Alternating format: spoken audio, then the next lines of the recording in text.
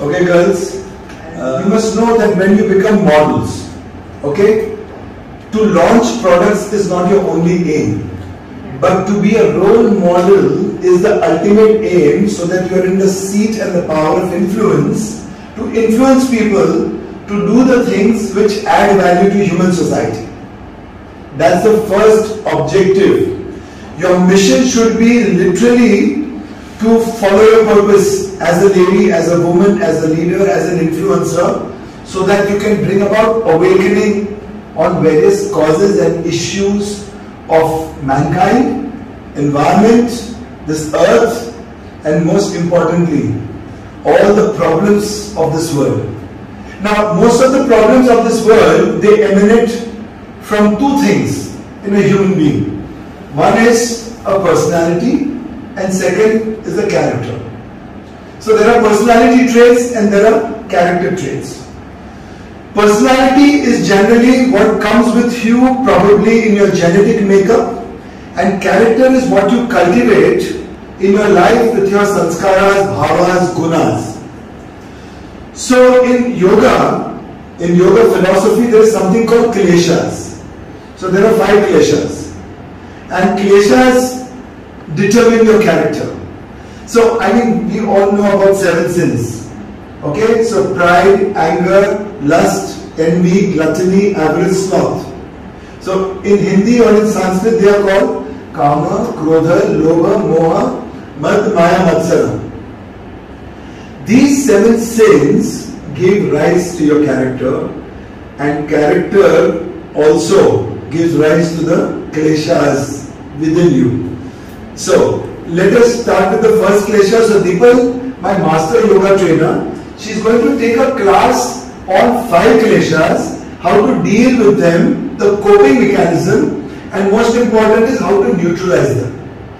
Okay, so Deepal, what is the first klesha? Avidya, ignorance. Avidya, ignorance. Now this ignorance is not the ignorance of not being educated. This ignorance, avidya, is all about living in darkness. Doing things subconsciously, not consciously, not in awareness. Because when you work in awareness, when you breathe in awareness, when you live in awareness and consciousness, avidya doesn't happen to you. So living in ignorance, living in non-awareness, living in the state of not wanting to be total in every moment, living in the moment and not being particular about how you deal with it, and most importantly, getting complete and integrated with that moment. If that is not the case, avidya happens. Then it is said that you are living in ignorance, you are living in darkness. So you will stumble, you will fall, you will trip, you will slip, you will hit the wall. Life will keep going in circles. You will never find your path. You will never get a vision, clarity. You will always be confused. Okay, so meditation is a good way. Certain asanas, pranayams take you away from avidya. So people will do that. People, the second one? Asmita, ego. Asmita, ego, the big I. That I creates a separation. And Buddha says that all separation gives rise to suffering. So separation gives rise to suffering. Separation gives rise to suffering, and suffering brings pain.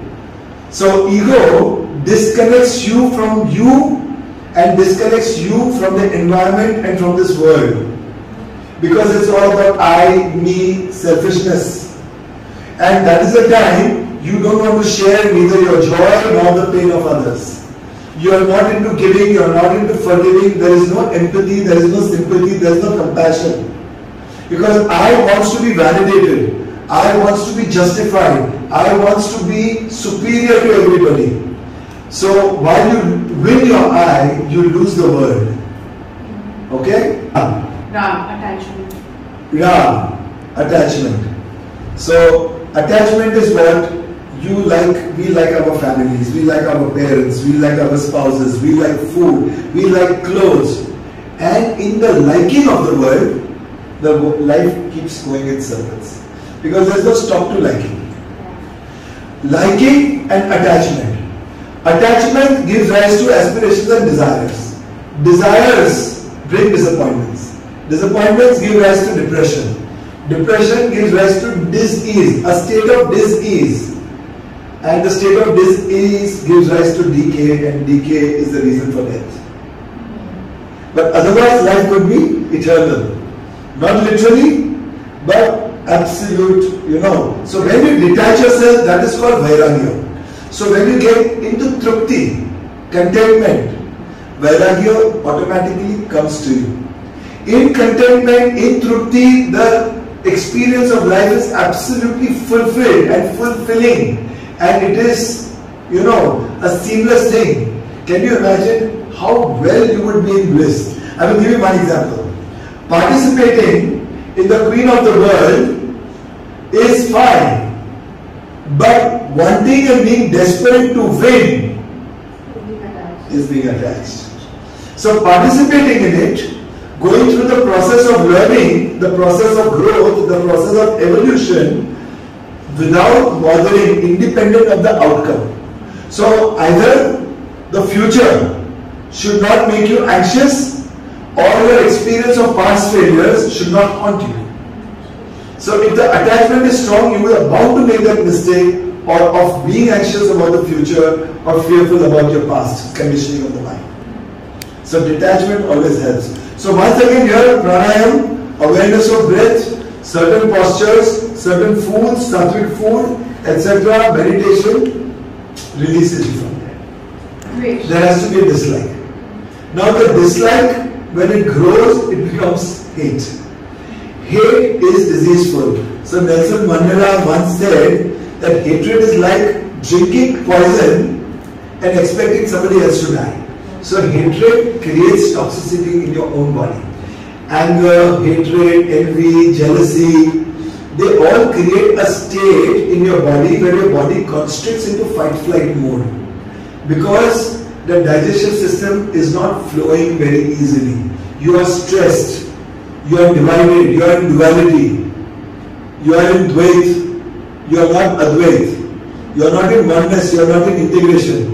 So hatred literally destroys you. It makes you very toxic.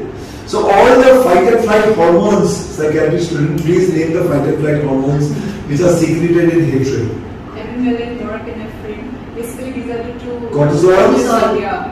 Now these are the three hormones which are fight and flight hormones which come to use whenever your body or your being is in fight and flight, but it destroys you from inside. Being constricted, which means all the blood rushes to the extremities, and your immunity is shut down, so you get immunocompromised. Okay? Once again, relaxation, breathing, meditation, asanas, food, lots of rest, and beginning to appreciate everything and everybody in life. Okay. Now what happens is that you identify yourself with yourself as a body. Okay? Because this is the way your learned perception is. Right, Malika? The learned perception, your preconditioned mind is seeing everything in solid, separate. But in reality, the purest form of energy is pervading and permeating you, us, the whole universe, and it's literally invisible.